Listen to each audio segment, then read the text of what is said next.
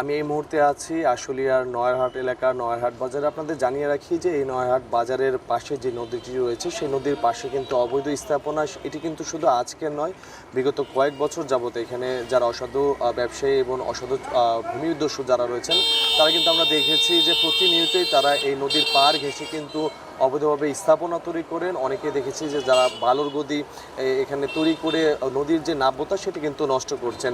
আমরা কিন্তু জেনেছি যে গেল 3 বছর আগে ঠিক এই আশুলিয়া নয়ারহাট বাজারের যে সকল অবৈধ স্থাপনাগুলো ছিল সেই অবৈধ স্থাপনাগুলো কিন্তু উপজেলা প্রশাসনের পক্ষ থেকে সেটি কিন্তু ভেঙে গুড়িয়ে দেওয়া হয় এবং এই নদীর যে পাড়গুলো রয়েছে সেই পাড়গুলো কিন্তু দখলমুক্ত করা হয়।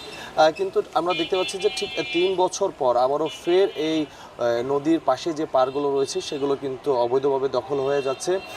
কে বা কাহারা এই দখলটি করছে সেটি কিন্তু এখন পর্যন্ত আমরা জানতে পাইনি। আমরা এখানে আসার সাথে সাথে এখানে যারা এই দোকানটা নির্মাণ করেছেন তারা কিন্তু পালিয়ে যায় আমরা দেখতে পেরেছি। এবং দেখতে পাচ্ছেন যে ঠিক আমি যদি একটু এই ঘরের পাশের চিত্রটি যদি দেখাই সেখানে কিন্তু একটু অবৈধভাবে আমরা দেখছি যে বালুর যে গদি সেটি কিন্তু তৈরি হয়ে উঠেছে এবং এর পাশেই কিন্তু নদী রয়েছে।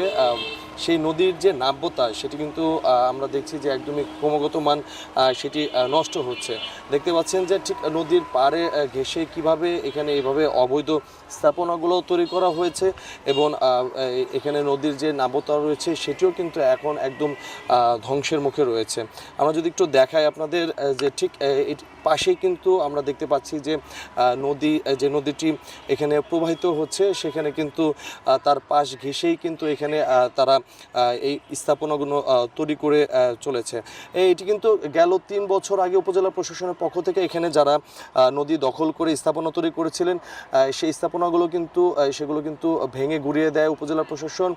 তারপর ফের এবার কিন্তু আমরা দেখতে পাচ্ছি যে ইতিমধ্যে কিন্তু এখানে 3টি দোকান কিন্তু তারা নির্মাণ ইতিমধ্যে কিন্তু শুরু করে দিয়েছে। আমরা যখন এখানে ঘটনাস্থলে আসি এখানে কে বা কাহারা এই স্থাপনাগুলো তৈরি করছেন সে বিষয়ে যদি আমরা যখন এখানকার আশপাশে যারা ছিলেন তাদের সাথে যখন কথা বলি তারা যেমনটি জানিয়েছেন যে এখানে একটি চক্র যারা এই রাত্রেবেলা এবং কখনো দিনের বেলায় তারা থেকে থেকে কিন্তু এই কার্যক্রমগুলো কিন্তু পরিচালনা করেন। এই পাশে তো এই ঘরগুলো তো ভেঙে দিচ্ছিল ওই যে আবুল এই যে আঠোভাঙ্গার আবুল কি তারা কি অনুমতি দিয়েছে এরকম কিছু শুনছিলেন? অনুমতি তো দিলে তো ব্যাখ্যা তুলতো আমাকে জানা মতে, তাই তো হ্যাঁ তুল বানিয়েছে কি মনে করে আমরা তো বলতে পারবো না।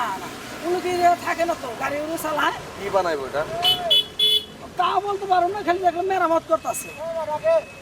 এর আগে ভাঙছিল কারা? সরকার ভাঙছে। কতদিন আগে তাও লাগো খারাপ ব্যাপার আওয়ামী লীগের আমলে ভাঙছে, আওয়ামী লীগের থাকা 2 বছর আগে। 2 বছর আগে ভাঙছে। এই স্থাপনাগুলো তৈরি করেন এর মধ্যে একজনের নাম উঠে আসে। আমরা তার কাছে যেমনটি শুনতে পেরেছি যে আবুল নামে একজন, তিনি কিন্তু ঠিক এই নদীর পাড় ঘেঁষে কিন্তু এই স্থাপনাটা কিন্তু তৈরি করছেন। তা সব মিলিয়ে উপজেলা প্রশাসন তারা যেটি বলছেন যে যারাই নদীর পাড় বা অবৈধ সরকারি যে সকল জায়গাগুলো রয়েছে সেই যারা এই অবৈধভাবে দখল করবে তাদের সবসময় তারা কঠোর হুঁশিয়ারি দিয়ে আসছেন যে তাদের বিরুদ্ধে তারা ব্যবস্থা নেবেন।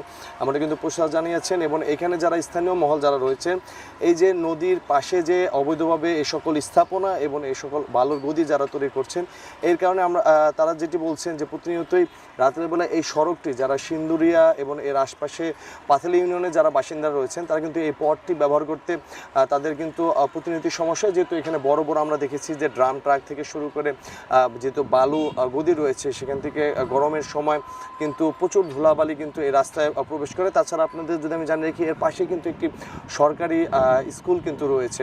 সেই স্কুলে যে সকল ছাত্ররা এবং শিক্ষক যারা রয়েছেন যারা এই পথটি ব্যবহার করেন তারাও কিন্তু খুব বাধার সম্মুখীন হন এমনটি কিন্তু আমাদের জানিয়েছেন। তা সব মিলিয়ে এখানকার নয়ারহাট বাজারে যারা ব্যবসায়ীরা রয়েছেন যারা এই পাথালি ইউনিয়নে যারা এই পথ ব্যবহার করেন তাদের একটাই দাবি নদী রক্ষা করুক। নদীর পাশে যে সকল যারা অবৈধভাবে দখলদাররা রয়েছেন যারা এই সকল অবৈধ বালু ব্যবসা করে থাকেন তাদের যেন উচ্ছেদ করে তাদের যেন এই নদীর যে নাব্যতা এবং নদীর যে সৌন্দর্য সেটি যেন সাভার উপজেলা প্রশাসন ফিরিয়ে আনবে এমনটাই কিন্তু প্রত্যাশা করছে এখানকার যারা স্থানীয় বাসিন্দারা রয়েছেন।